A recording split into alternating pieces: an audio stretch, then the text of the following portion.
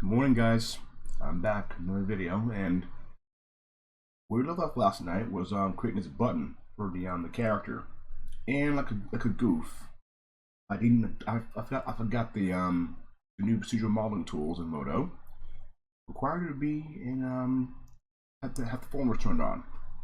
So if you go to your viewport properties and go to what is it, drawing and control, you turn off the formers.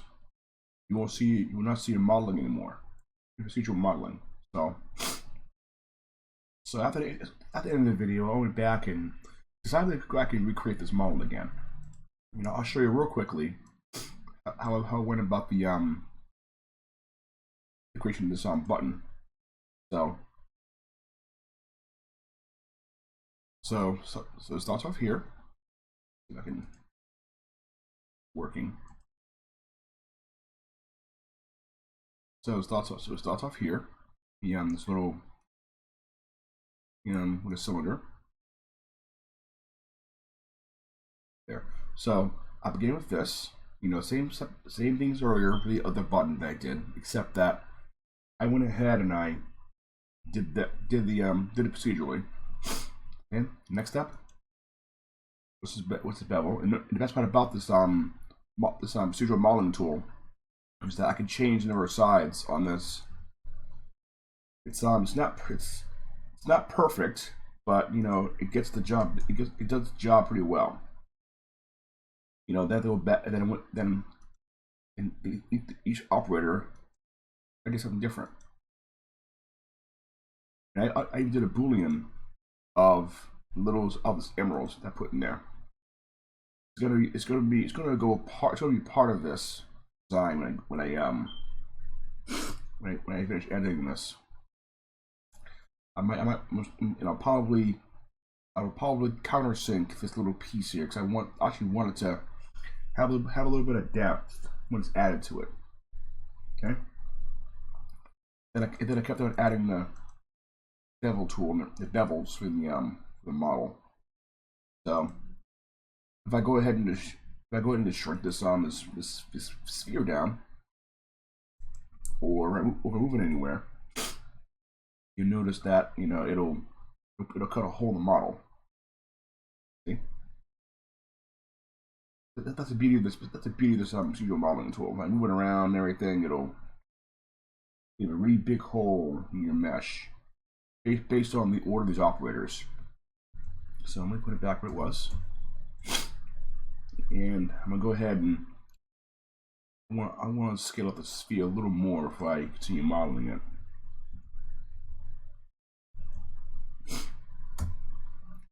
Any further edits will be done in ZBrush.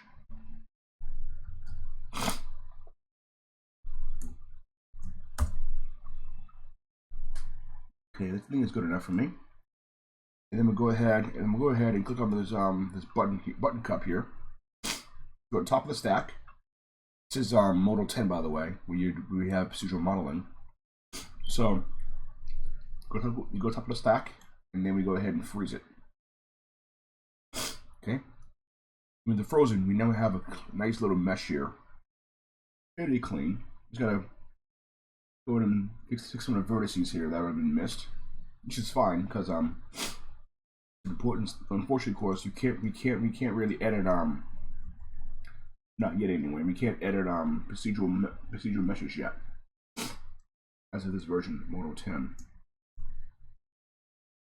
So I'm kind of going in and cleaning up any kind of n-gons that the Boolean created.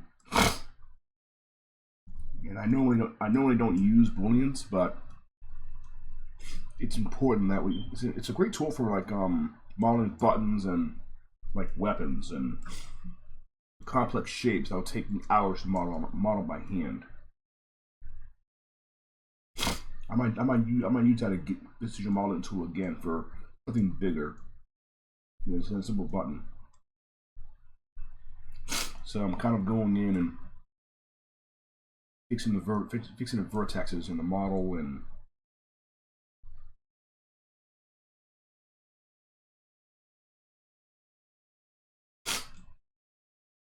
real quick and just kind of close out everything.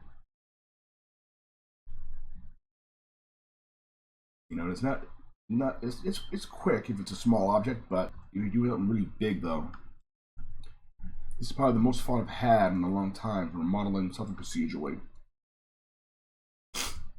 And also too, not only this program is good for procedural modeling, there's also a program called Houdini, which I haven't used which I've used like a long time ago, and it's really good program actually. So I'm gonna go in now and just go ahead and take my edges and give them a little bevel. They're trying to I want to give the appearance of a little button that's rounded, so kind of. And unfortunately too, I couldn't add any edges here because if you add an edge here, it's not procedural anymore. You got to make sure that is procedural. So, kind of go ahead and oops.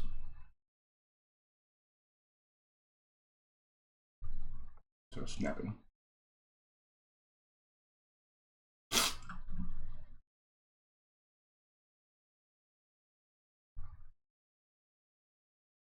Here we go.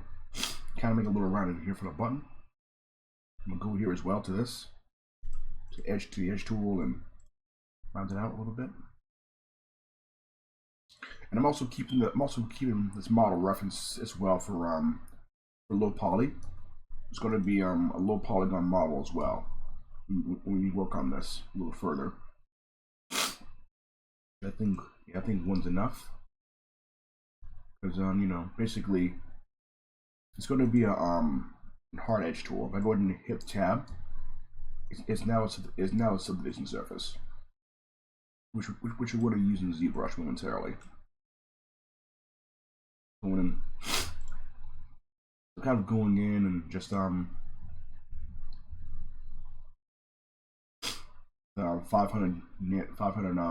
nanometers.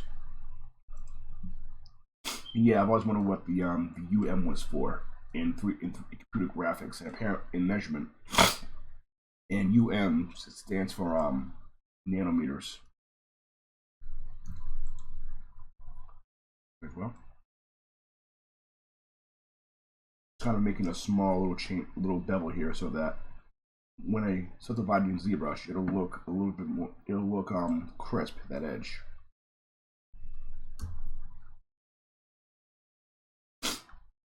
And the intention of this brush, of this model here, is we're going to use it for we're going to use it to create an insert mesh brush, which I'll show you how to do as well. It's kind of a it's actually a real lifesaver too, because there are times when I need when I need like like threads or like piping. It is not as fun doing it manually. So I'm going to show you how I go about creating a brush like that. And this final edge here. I'm going to try to go in and create a unique look for your model. There we go. And with that, here's our finished button, sort of. All that remains now is to bring this puppy right to Modo. I mean ZBrush. Sorry, I was waking up, and you know it's 8:30 here in Boston, and I'm just waking up. So it's a beautiful Friday. It's a beautiful Friday morning.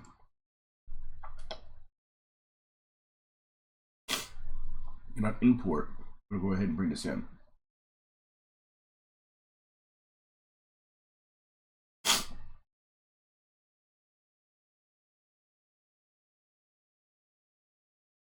For a second here to import.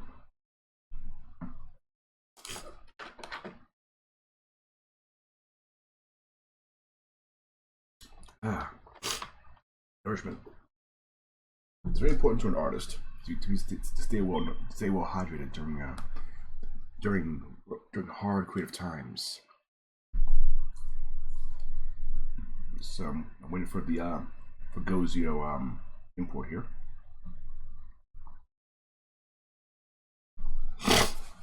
So while waiting for Gozio to import, I want to take a second to discuss my my reasons for this this series.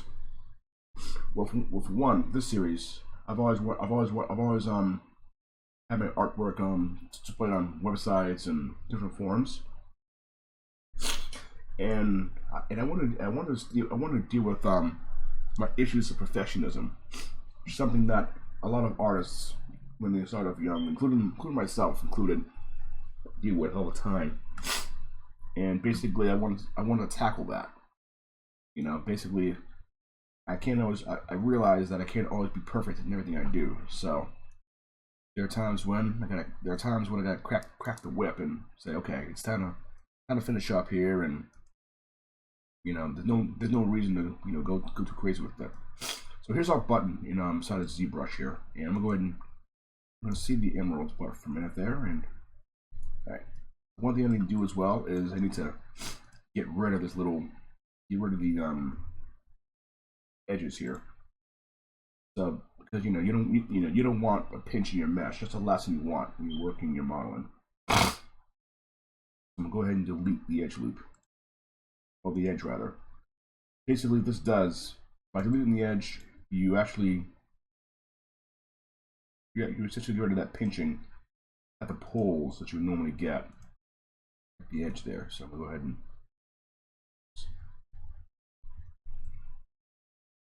that's the drawback of trying to make sure I get it all evenly. Okay, cool. So now we got the edge cleaned up a little bit. If I go like this, I'm gonna go ahead now, and I mean, it's not gonna matter what this looks like because it's going to be a tool I use. So I'm gonna go ahead and leave it undivided for now. I'm gonna go ahead and just test it out, test the tool out real quick, see how it looks.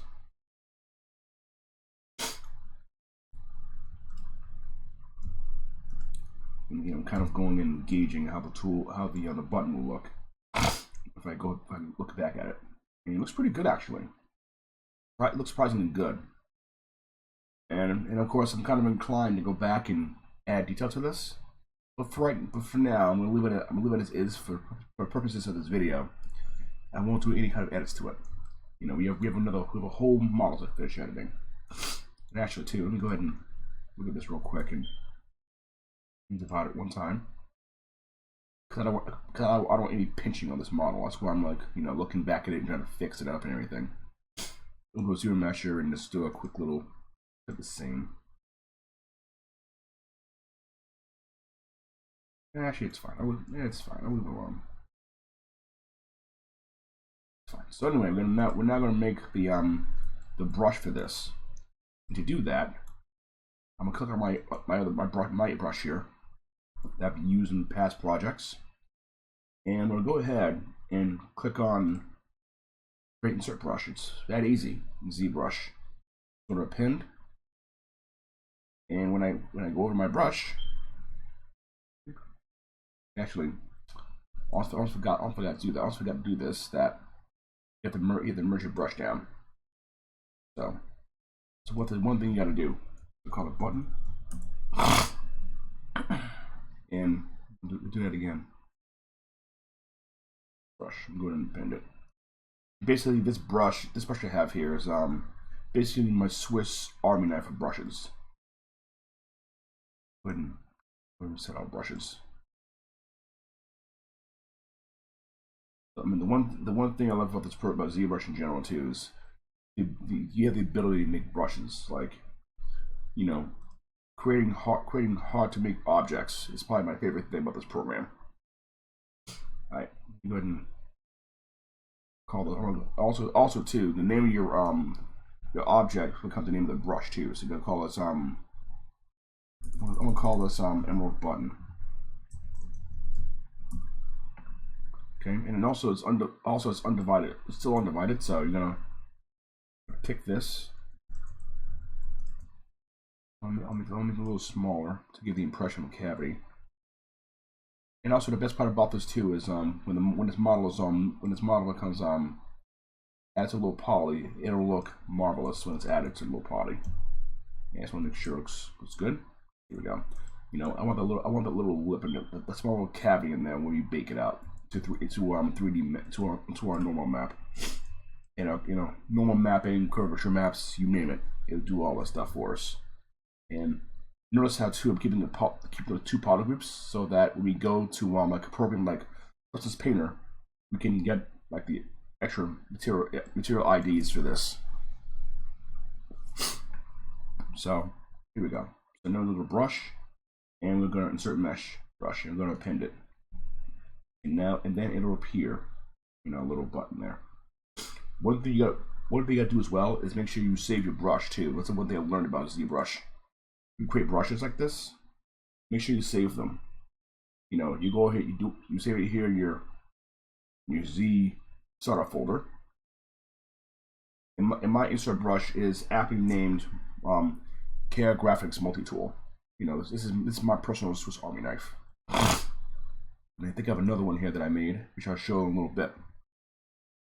Okay, so let's hide this now.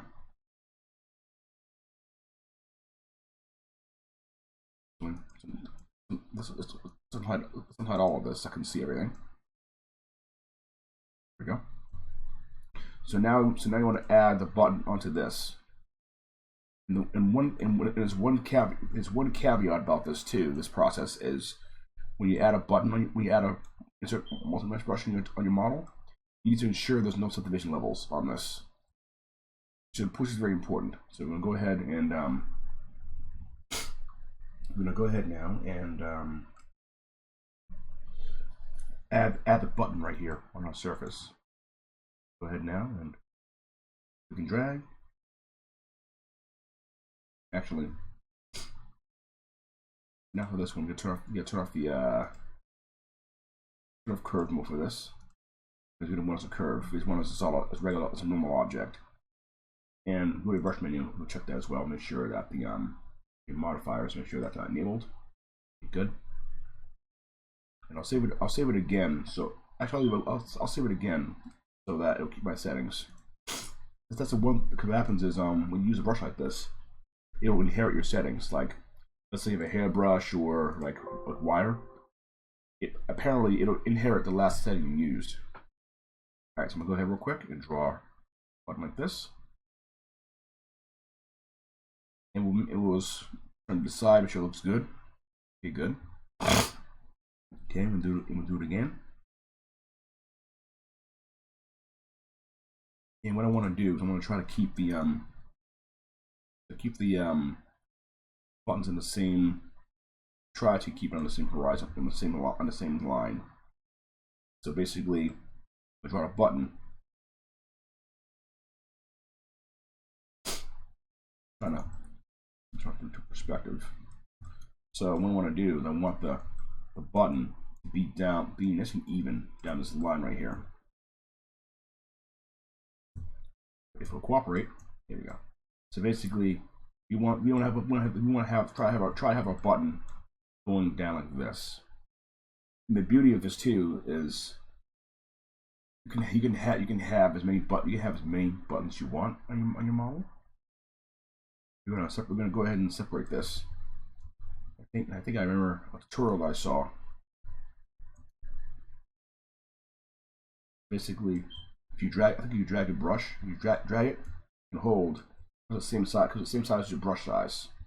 I learned this watching a tutorial by Joseph Drust in Pixel Logic, and those videos are very highly informational, and I highly recommend them for anyone learning ZBrush or learning the secrets of the program that they haven't seen in forever. Sort of dynamic for a minute, and I want to get the brush size right about there. 30 side 34. There we go. That looks better. I was looking at this, I'm like, wait a minute. It dawned on me that I can actually size and insert brush based on my brush size. Notice how it's flush from the surface too, which is great. So do a little more. Notice how by holding when you first click, you hold Control. You constrain to the size of your brush. So with that done, with this finish here, we're gonna go ahead and I'm gonna go ahead and hide buttons.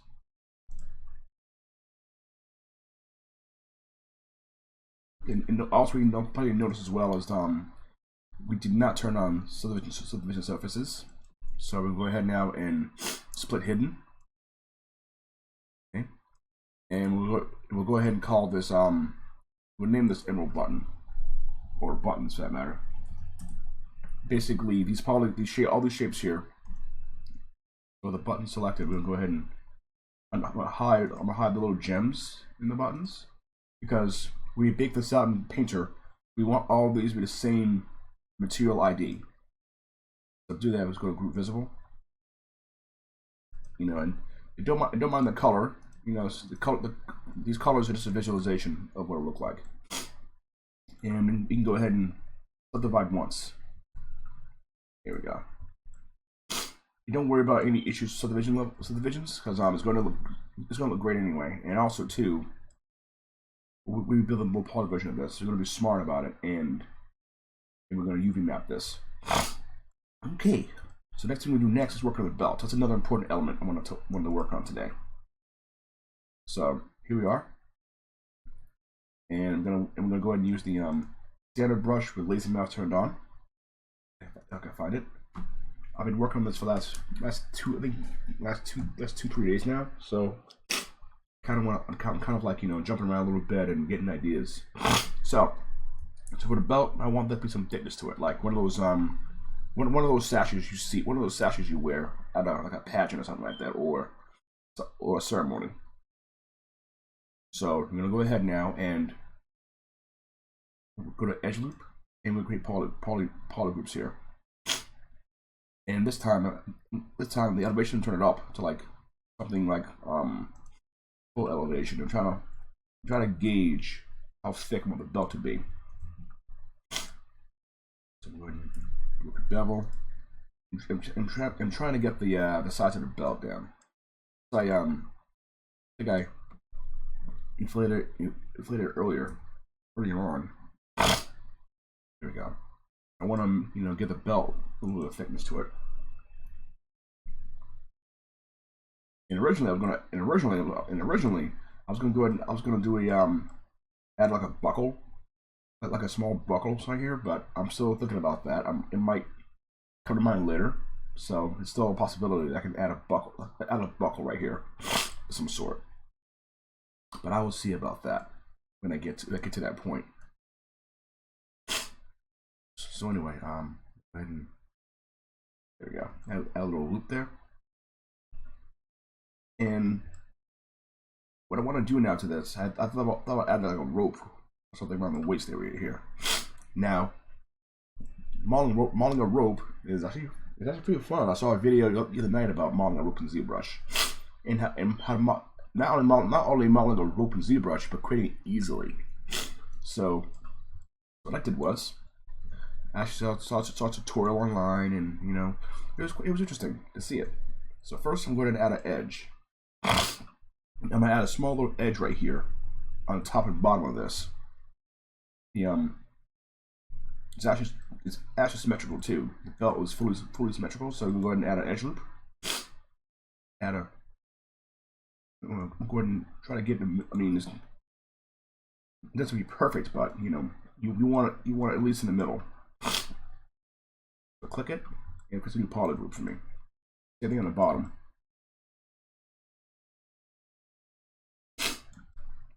Okay, and so next I'm gonna go ahead and crease this edge, because the crease in the edge crease will be my guide when I create the it serves a guide when we do the next step.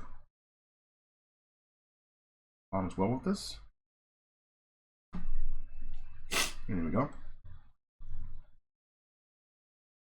All right, so next what we'll do next is I want a rope right here over the surface of this. So we're gonna do that actually. We're gonna create a rope. We're gonna go ahead and add a rope to this.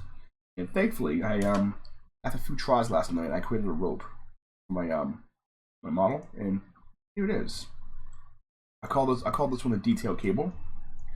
And the way I created this is I took a single cylinder like this inside a ZBrush. Well, I started off here. Started here. This is the basis of the rope basis. Yeah, I was testing it. I was also testing it too. I was working on it, and I created this little thing here, and I twisted it a little bit, give a little twist, and then I added 2 more ropes on top of this and twist them a little bit so that the edges will match up evenly. But then I created as an insert brush. So we're gonna do that. Right now. And here's my other experiment that didn't work out very well. Alright, so to do that, we're going to go ahead now and go to same as before, go to brush, create insert brush, and we're going to append it to my my brush tool here. I'll show you too how how it actually looks when it's brushed. And I will admit, though, it's probably my favorite part of ZBrush is the fact that I can do a brush like this with no problem. Yeah, the only caveat is your polygon count, which is something you got to watch out for. So I'm gonna go real quick and just do a couple tests and show you what it looks like. So you create insert brush, you drag the brush on the surface, and it'll basically create the your brush surface that you need. Looks pretty cool, huh? Makes you look, it's very, very detailed. Look at this, like, wow. And where you subdivide it, it'll look like this, like really detailed stuff here. Now, of course, only drawback though is your polygon count. But of course, this is ZBrush. I can simply say, who cares about polygon count? Go nuts with this. And I'll show you my other brushes too. My braided rope. This one. And I've used this before on plenty of projects before. I'm going in and just fix it up a little bit before I continue. So there you go. This is pretty much on the brush right here, how it looks like. I also had another brush here for shoelaces, and this was a little more complicated, and then one for stitches. Yeah, this one's for like stitching in clothes. I've used this brush plenty of times before, and this is my mainstay. And also same thing here with the double stitches, which we're going to use at some point in my design process. So we start for the sidebar. I was, I had a moment there when I realized how exciting this really is. Okay, so now I'm gonna go back now and we'll add the rope to the surface. So to do that, hit the M key on your keyboard. If you have an insert brush, just hit the keyboard, and it'll show all your brushes. I think as I grow my personal portfolio, my projects, this brush here, oh man, it's gonna get filled with insert brushes. So anyway, so now I'm gonna go down here, and because there are no subdivision surfaces on yet, there's no levels yet. It's still at base level. I'm gonna go ahead now and hit the D key to create the base level to see what it looks like for me, and it looks pretty smooth. So we're gonna go with that. So first, let's go ahead and let's go in, and we're gonna draw on this. So the draw on this, just go ahead and draw. And when you draw, hold Shift, and what happens is the insert brush will cling onto the creases of your model, and we pull back, boom.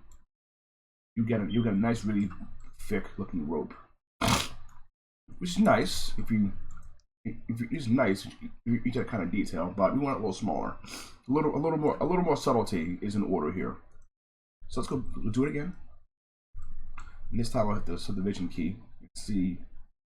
Actually, no. Turn it off. It will go a little lower. This is the experimentation that you take when I create my things like strings, like stitches and strings and that stuff. So I'm going to go ahead and once again hold down the shift key, you create, and it's also kind of it's also using your edges as kind of looking right here. It's kind of nice. And in fact, I'm gonna take it a step further. Go to 3, and this time I want the stitches to kind of go over this a little bit, the edge of the belt a little bit. To do that, I'm gonna go ahead and do it again. And this is where I want to fix this, the belt a little bit. Go ahead and fix that a little bit, because what happens is it'll also inherit your surface detail as well. So it'll inherit your model's contours. So I'm gonna go ahead and fix that a little bit, just a little. And this is the perfectionism coming out again. We try, I've always as an artist try to, like Frozen, let it go, let it go. If you see something you don't like, fix it later, or But of course, if I'm in production, of course, and I see something, if I'm trying to fix something, you gotta crack the whip and say let it go, go on to the next thing. Yeah, it's a little better. All right, because it's my project and it's a personal project, I can take as much time as I want. So, all right, do it again. And this time, we'll go over to the brush tab and set our depth. It's at depth's at 100. We're gonna set to 0, and we'll see what happens with that. The depth setting with ZBrush, the setting of depth, basically, it allows you to sync your model a little further. Oops, that's pretty interesting. Didn't want that. Okay, so go to 3. Yeah, so the depth setting in ZBrush basically it actually sets how deep the curve will go. So doing like this, I know have the rope over the edges of that model. And we'll go ahead and turn off the polyframe and pick another material, see how it looks. So looking at this, looks pretty good. I mean, I think 3 was probably I think 3 is an ideal size for this. Let's see, like 3. Yeah, I think 3 is a good size to work with. So let's go with that. I think 3 or 4 is a good size to go with. And let's lower the depth a little bit too, like -10. This is so that on the insert brush, the detail will sink in a little bit.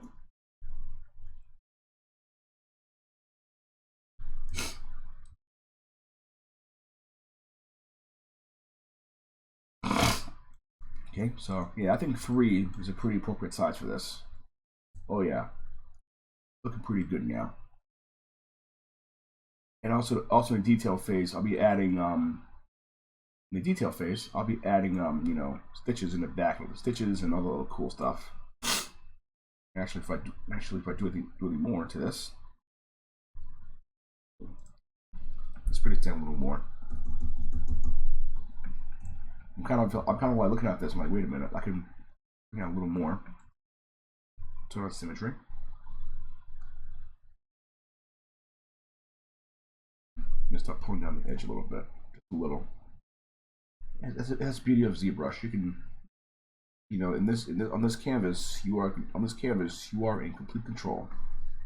It's important to be able to do all this and have control of your work.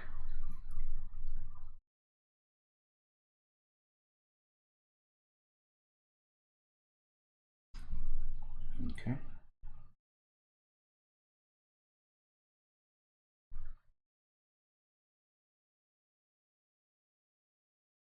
Kind of going in real quick and just fixing all this stuff up.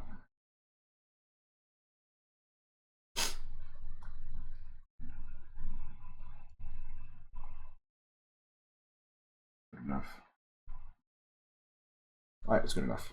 So you're gonna go in and just add the rope again. I think 3 was a good size for it. So just gonna go in and draw that crease. Hold Shift. And basically in ZBrush, if you if you draw like a brush like this on any curve, on any edge, you hold shift, it'll draw on the edge. Which is awesome. That's what you want. It'll work. Actually, I don't need the crease anymore, so let's uncrease that. So let's draw on the crease, the edge. Oops. Okay, now it wants to. Yeah, we'll need the crease. It'll actually kind of it's being kind of uncooperative now. That's the. There we go.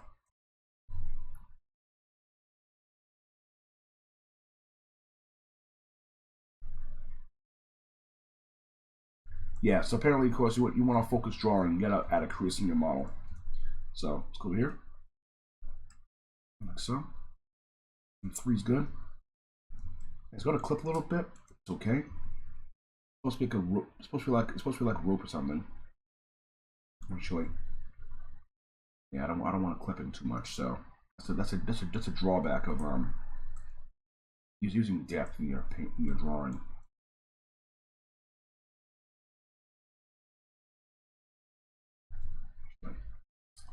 What was it? Actually, I like this better. Yeah, so pretty much right about there. I go ahead and hit that button right there. It'll add some depth. It'll add draw. It's 100 is right on top of the polygon, but also there's a little pillow. There's also a little pucker of fabric right there, make it look like it's on something. All right. So same thing on the bottom. Draw. Oops. Sometimes we'll try and error. Just gotta draw a little bit and.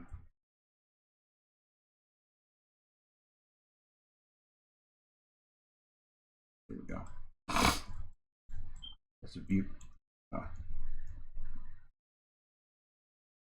Wondering why I drew this and like it kept on breaking on me.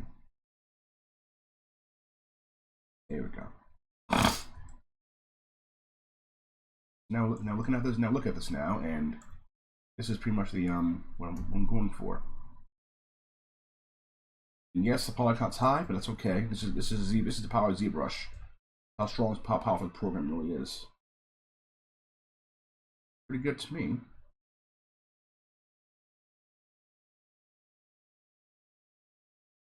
I can always come back and fix it later if I don't like it. Right, it's recording. Let's just fix it now then. It's a part of the belt that's bugging me here. Part right here. I need to fix that.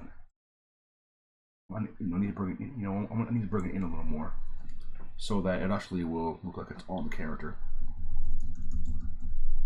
Trying symmetry. And, in ZBrush, you use symmetry. That's a little ring on the brush. If I turn it off, you'll know your symmetry mode. If you hit the X button right away, it'll create a little extra ring around the brush. Going in. Doing this now before I have my model too high subdivision level, and then I can't fix. Then it's hard to fix. Basically, as an artist in ZBrush, you work low, low res. It's like painting. You build your colors up slowly until you get the desired effect. Yeah. So I'm kind of going in trying to fix all this to make sure that doesn't look too crazy. All right, I'm happy with it. So let's go back and I think I set to 3.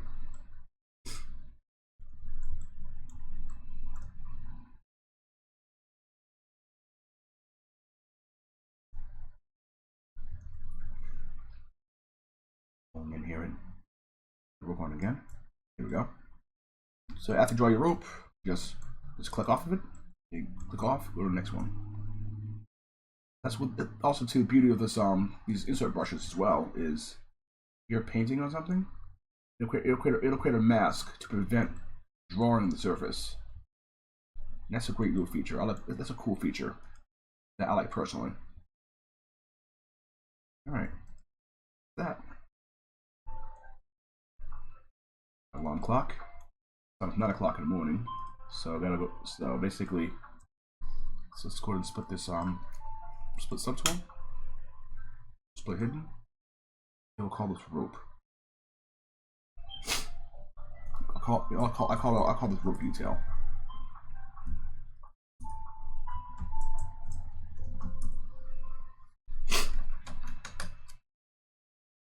Okay, so rope detail, and it's about 300,000 polygons right now.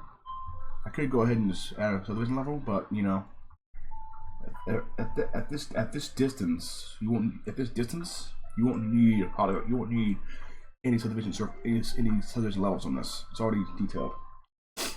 So we'll go to this one now and add a few here. I'll go ahead and go to my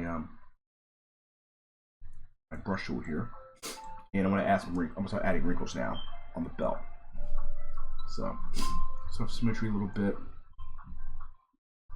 A couple of touching levels, and just go in there and we add a few wrinkles in the rear area there to give the impression of stress.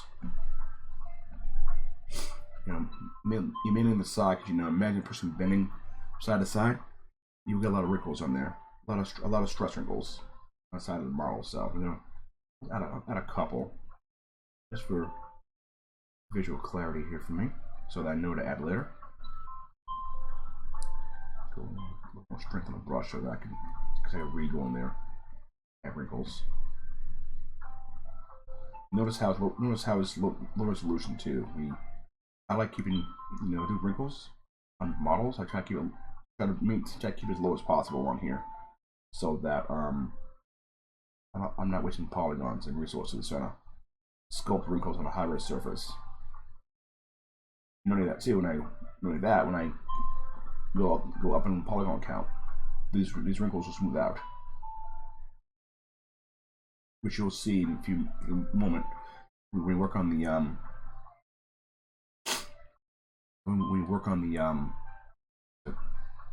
the belt there. Actually, yeah, let me zoom back. Let me just go back to the first opening of this.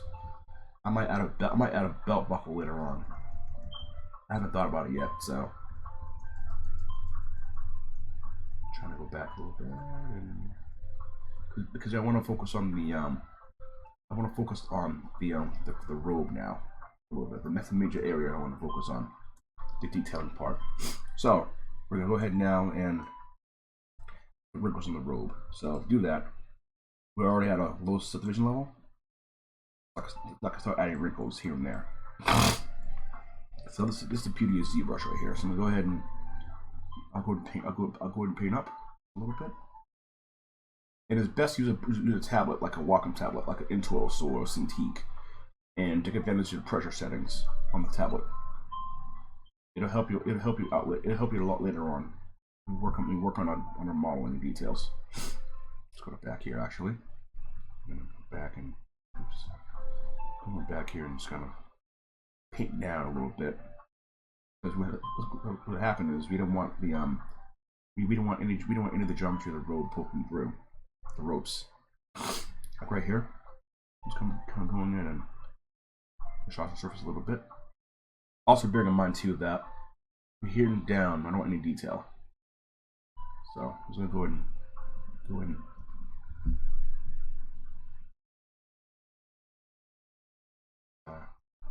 Sorry for the alarm, guys.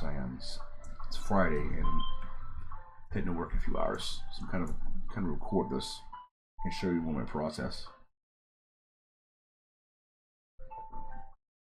Going in the stress wrinkles, and basically it's like the belt is pulling tight on the sash is pulled tight on the sash there, and I'll probably at some point create like a buckle in the back here, so that you can take so it's more realistic. And he can take it off whenever he sees fit. But also too, I didn't model a cap in there, so it's something that I keep in mind always when I work on my models. I'll try to keep in mind. Choose the material here to this one.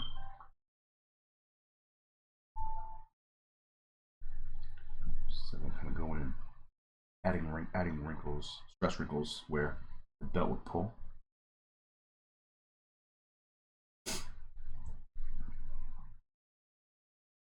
kind of cool though. It's pretty fun. I'm actually able to really go in there and add wrinkles where I need them to be, and looks really special. Oh, actually, what I was saying earlier to you, the reason why I started this series is because I've always wanted to record my work and see how I would do. Like it's basically like a simulation of being working on a team or in a production environment and seeing how fast I work when I'm being recorded. And I think I did this one of my characters I did my game I'm working on, and basically I modeled that character quickly too when I realized I was on camera. When you're when you're on video, or when you're being being I guess being watched, you can say. Um, you're basically inclined to work a little faster too. It'll definitely speed you up a lot. When you're working on a project like this. Kind of going in still and just adding little wrinkles here and there in the back. Kind of going a little bit. Just climb the levels a little bit so I can see. Look. And I thought about using the using MD for wrinkles, but I think this is a better idea. So basically, I'm gonna go in a little bit and adding make the rope pillow over the ropes a little bit. Give the illusion of it that's being squeezed, not tight, but yeah. I mean, I definitely love the fact that I could do this, do stuff like this for YouTube and share it with the world. It's pretty fun, and I think too if the guys that Vesta saw this, maybe like Mom and Wizards, you never know. I might get an opportunity to work with them on the next Elder Scrolls game or equivalent of it. Cause they mentioned in some other previous videos that I'm a huge fan of the Elder Scrolls series. My favorite one being not only Skyrim, but also the first I ever played was back in high school. What was it? It was called Elder Scrolls Morrowind. Was my favorite first time playing the Elder Scrolls game. And it's actually, and I think out of all of them, Morrowind and Skyrim are my two favorite games out of the entire saga. And someone asked me recently if I played this is called Elder Scrolls Online, and I haven't played it yet. I mean, I want to though when I get time. I'll definitely play that one when I get a minute of get a moment to relax and not worry about working on my models.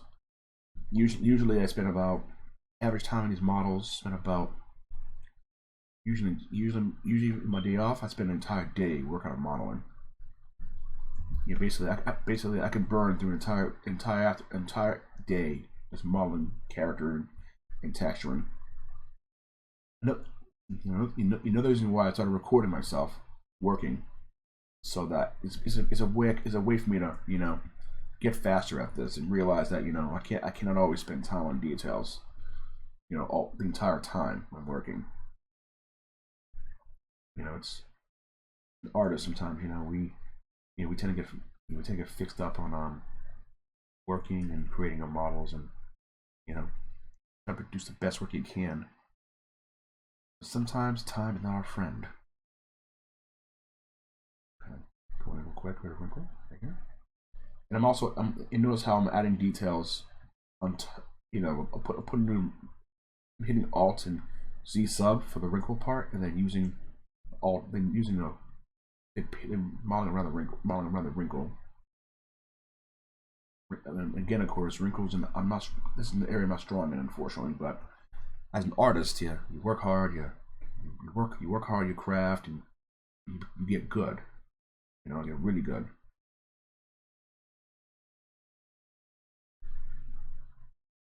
Bear in mind too that this top half of the character here is going to be skinned to a mesh. And this lower half is going to be simulated by cloth instead of Unity. So I'm kind of going in carefully and drawing the wrinkles. Notice how I'm not going too fast here and wrinkling. You know, I want to make sure, I want to actually my time in this one, and well, not the time, but make sure, of course, this video, I'm going to keep it under an hour and a half. I'm about an hour. Let's go into modeling.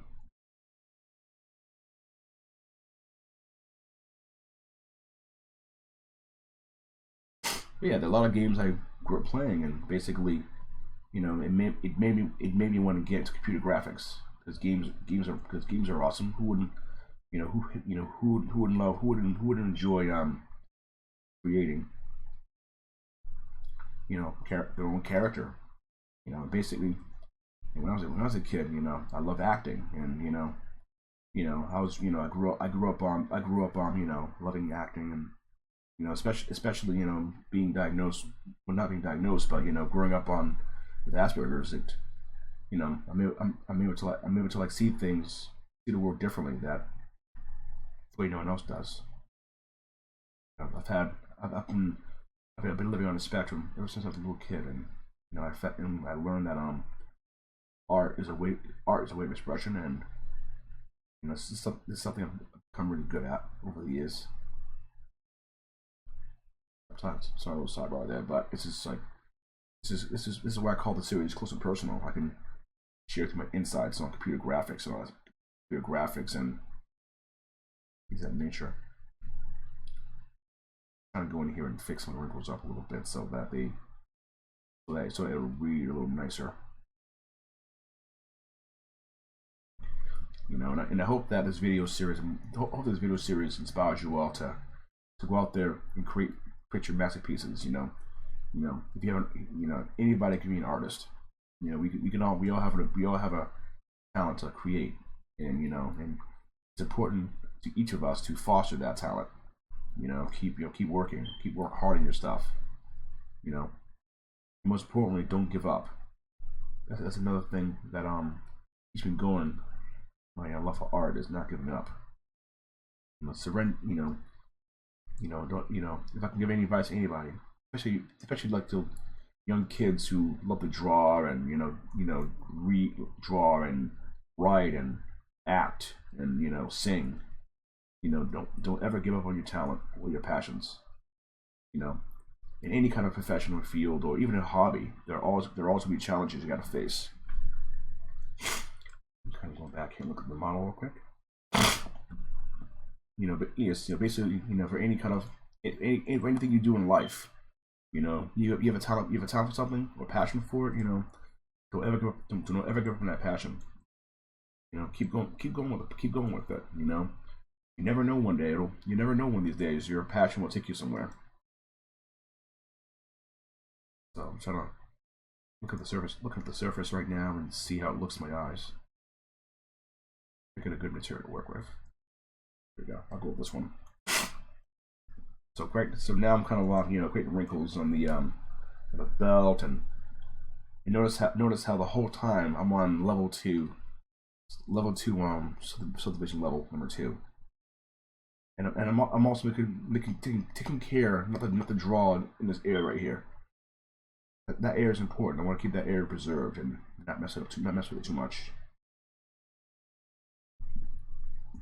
So, kind of going in and just if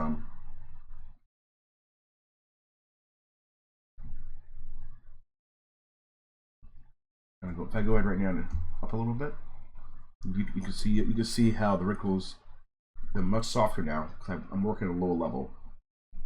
If I hit it again, you notice how the wrinkle is very very soft because I'm working at a lower level subdivision.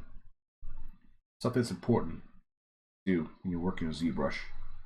When I first learned ZBrush, I want like, oh boy, this is so exciting. I want to get to my modeling and learn, get my modeling and like model the most high detail model you could think of at the time.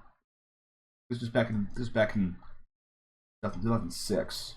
I started modeling this program, and of course, lesson learned. Basically I use ZBrush the first 2-3 days trying to model something like a human head, and I had no idea how to do that in ZBrush. And basically, I humbled myself real fast and learned the program slowly. So kind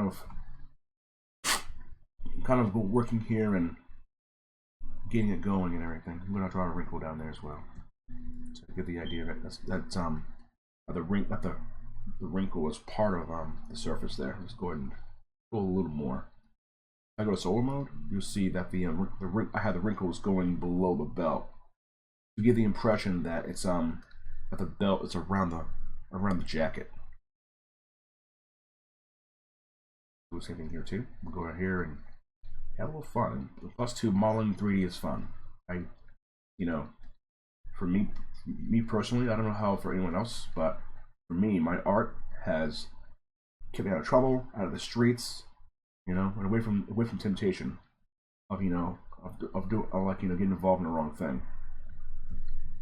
That's beautiful. That's a beautiful thing. When you're young and you find something that interests you, you stay on that interest and keeps you out of trouble.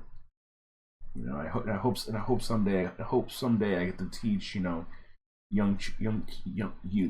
kids how to do this kind of thing, or if not personally, inspire a lot of kids in the inner city to like really get into art like this, and it helps because it actually it helps a lot. It helps you stay out of trouble and away from bad elements that will probably hamper you, that will probably damage you later. I'm gonna draw one on the back, a big wrinkle here. Let's go a little bigger on this brush and draw a little wrinkle right here in the back, so that it'll give the impression of bunching up on the surface. Of course, it's probably wrong, but it's power of ZBrush. I can change this. I can change it whenever I want. I'm looking at it right now. Yeah, it's not. Looking at this from the side here, it's not working. Oh, and also one thing too, we work in the 3D, so like ZBrush, you want to actually move the model around a little bit. Move the viewport so you see everything you're doing. Don't stay in one place too long. It's like you're kneading dough for a pie or something like that. You don't stay in one place too long. It'll look funny. Or better analogy, shotting shoes. You basically don't want to stay in one place too long, otherwise the shoe will look weird after you buffing it so long. Okay, so we'll go here now and just go in and add a little. Oops, that's too far in. And I'm not worried about clipping the surface sometimes, because most of this model is going to be normal mapped anyway, so not really a big deal if I clip to any surfaces too much. They're all going to be drawn. They're all going to be normal mapped in for real time rendering. So I'm just trying to go in and add as much details as possible.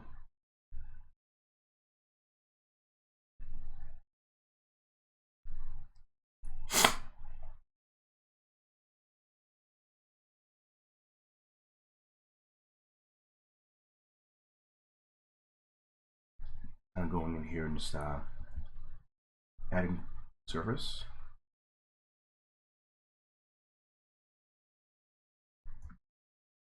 And remembering to draw might fold down beyond the belt so that it looks like it's the belt is squeezing the jacket a bit.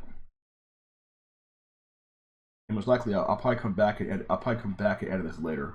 I don't like it. But we're gonna go ahead and just edit that down a little bit, and we'll keep going until we. Usually, of course, when we work on a project, I keep going until I like it. And remember to draw, and also remember to draw on the lower level, subdivision level, so that we can get the forms easier. Get the forms a little easier. You basically want to try to avoid drawing.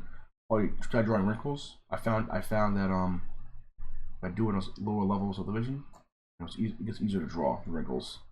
and they're cleaner too. A little smooth brush, a little smoothing action. A little smooth brush action. All right, I'll wrinkle a little bit high up.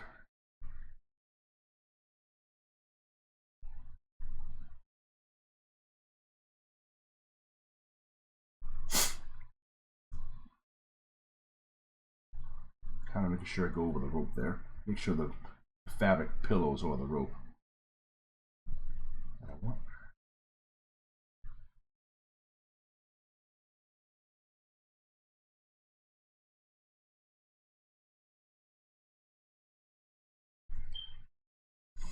And occasionally going back a look at the saturation level and trying to gauge where I want my my detail to be.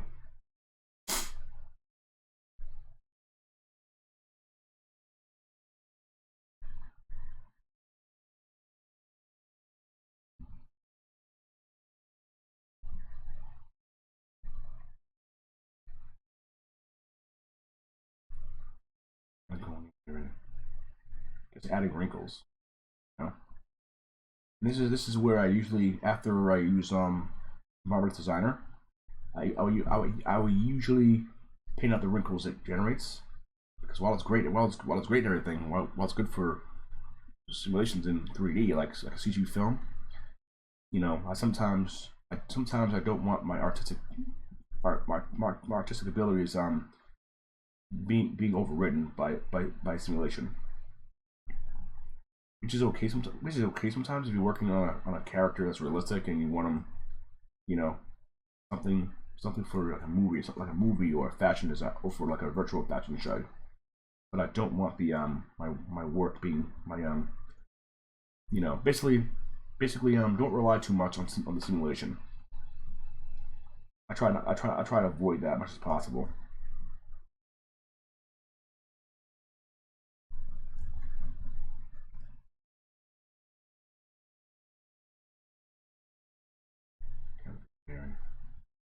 Just create the wrinkle, bring this down a little bit.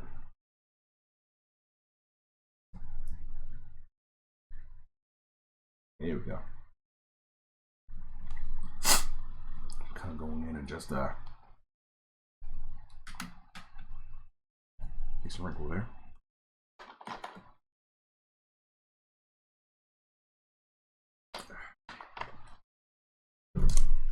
So basically, I try to keep the wrinkle going.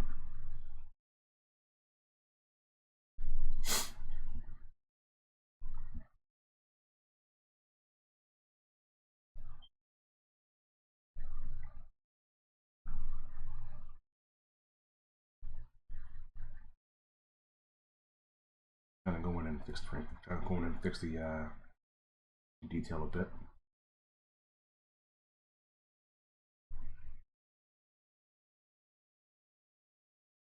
You know, and yet the yes, he looks kind of puffy. He looks kind of puffy, but I kind of like that style.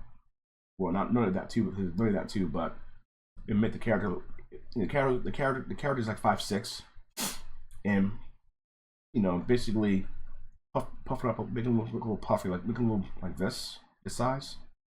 It gives him a little bit more girth. It makes him look less frail.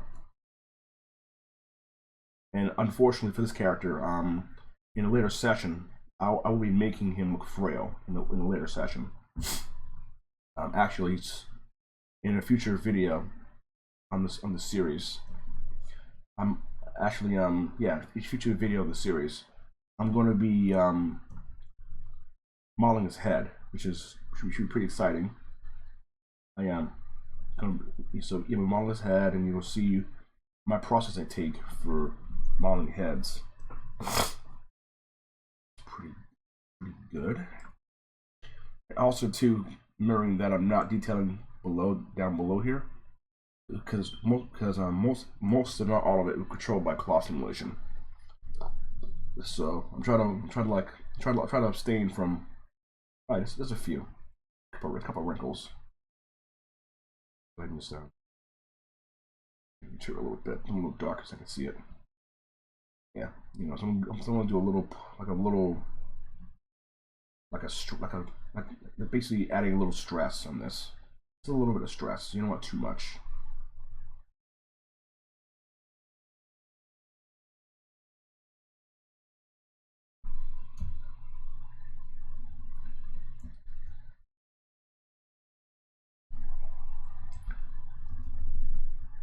Something earlier. No.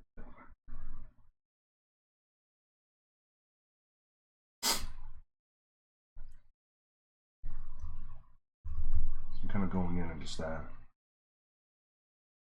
You also notice too that I'm not adding any wrinkles symmetrically on the surface. So that's kind of a good thing too. We're not adding symmetry. We're not adding any kind of wrinkles symmetrically. That's basically in wrinkles too. Also, these wrinkles too, which serve to break up the symmetry in the model quite a bit, which is what I want. I mean, sure, the low poly model, the low poly mesh should be symmetrical, but I want the wrinkles to be asymmetrical. To give some, it'll give the eye something. It'll draw my eye something better than the wrinkles that are symmetrical. We don't want that in our surfacing. And sometimes wrinkles that are asymmetrical so tend to look better too. But again, I'm not a master at this. I'm just this is a hobby. And I think it's a hobby that's gonna be saved for a long time, and I really enjoy what I do. And as an artist, it's very important to enjoy what you do. I encourage every artist out there. If you create even as a passion or a hobby, I encourage you to go out there and really hone your craft. In hell, it's like one after you ever get bored one day, just go sit down, get a sketchbook out or journal, draw on that, and you'll see the magic behind art. It's a beautiful thing. Art is life, as I always say. And there's not a day when there's not a day when I go in and not create anything. I'm always creating something. Even like for most artists, my biggest ideas come from my daydreams, and this character was part of that daydream. I was at work one day and my break, and I thought about I would love to tackle creating a character that this who can travel through time, but also too down the line he has something happens to him where basically basically is with the height of his powers is an adverse side effect where basically for him, at least for him, the character at the height of his power, he aged. He had a really bad case of advanced aging, and I'm gonna show a video of me modeling that head in a future episode, in a future part of this series. So for now, I just want to get on this part and get this finished here. Notice how I'm just going in at the high level, subdivision level, and just cleaning up the wrinkles a little bit. Keep the faceting from happening.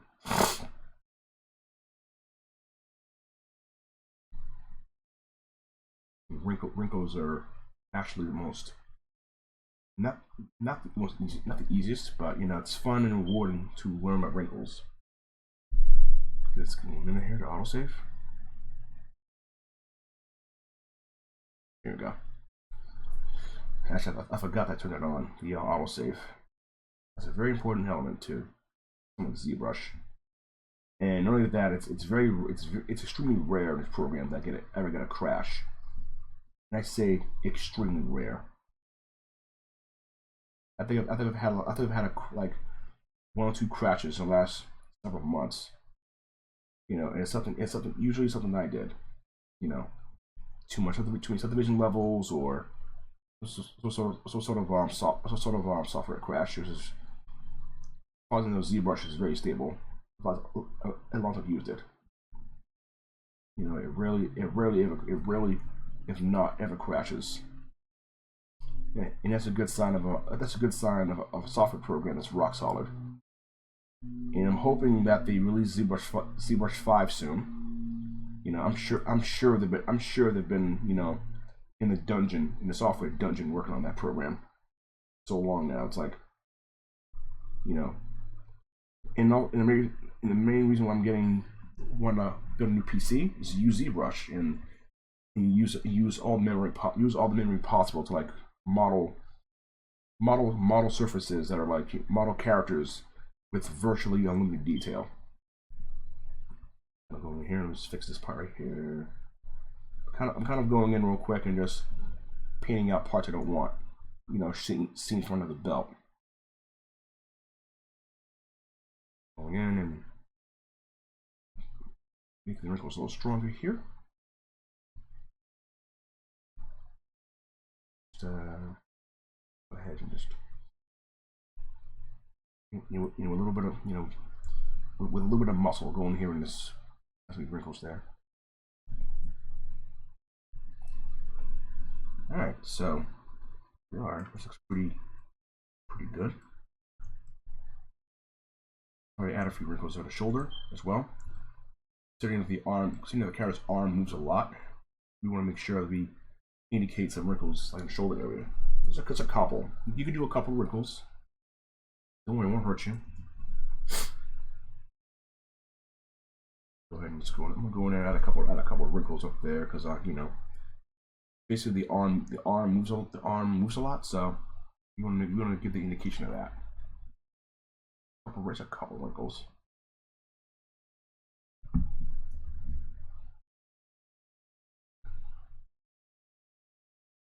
There's a couple of wrinkles. Real quick.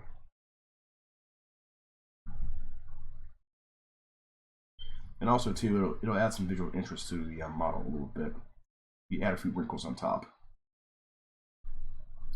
You know, basically, this is not one big tight surface. You know, you really want to go in there with gusto and actually, let me raise that on this. I can see. Okay, good. And then go down to this level and start sculpting the wrinkles a little better, a little stronger. I usually don't go with strong, but you know, it's a lower resolution level. I want to go pretty strong with this.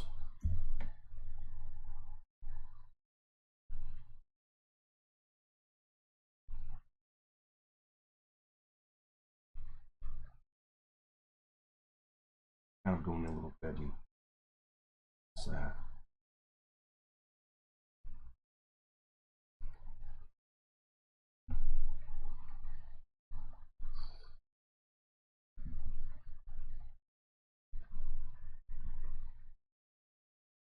You know, probably at some point, I'll go in and start adding a few more wrinkles, like you know, in areas I would bend often, like right here, strength. It's a great program, and there are many others like it too. Like I've tried 3D Coat before in the past, and you know, it was great little program. I tested it for a friend of mine who wanted to learn 3D sculpting, and basically, I hope they're using it still. You know, there are a lot of great tools out there, and you know, I mean, the old saying goes, no matter what tool you use, you know, it's the artist using it. Kind of going in at a wrinkle here.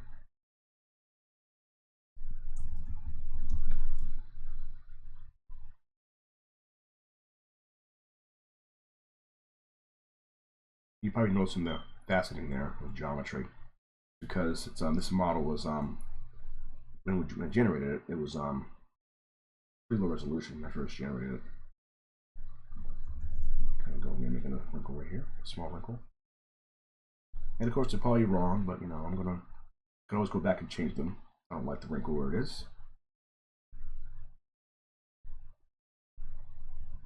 You know, if you guys are on Twitter or on Facebook, I have pages on Twitter and Facebook that'll focus my art and my thoughts of about computer graphics.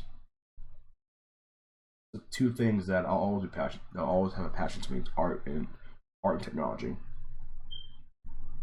I'm hoping to look into getting like motion capture and you know, I have a hankering for photogrammetry as well, but we'll see what happens.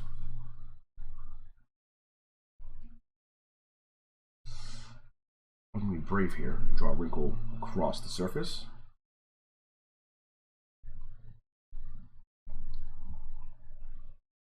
Basically, it's a few wrinkles so that it won't look like a smooth surface. It'll be, you know, it'll look complicated and it'll look complicated and weird. Not weird, but you know, it'll look complicated and, you know, like the suit, like the robe has gone through, you know, tension. And that's for this guy. I mean, this guy is this guy is a power. This guy could, you know, travel through time, which is an awesome trait. I wish I could go through time right now and went to last night where I messed up the when the computer froze.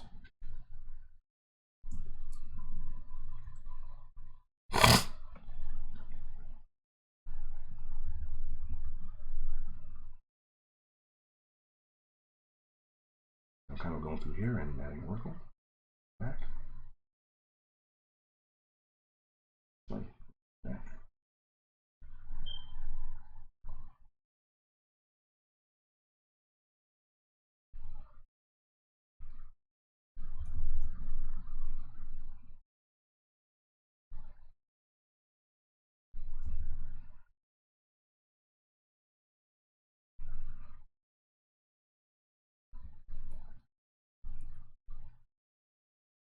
And also the wrinkle. When I draw the wrinkle, I'm not just stopping here.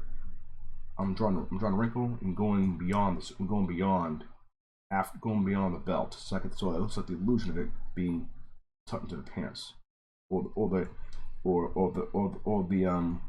what do you call that compression wrinkles. Yes, that's what they're called. So I'm gonna go in and just hollow out this curve a little, this wrinkle right here.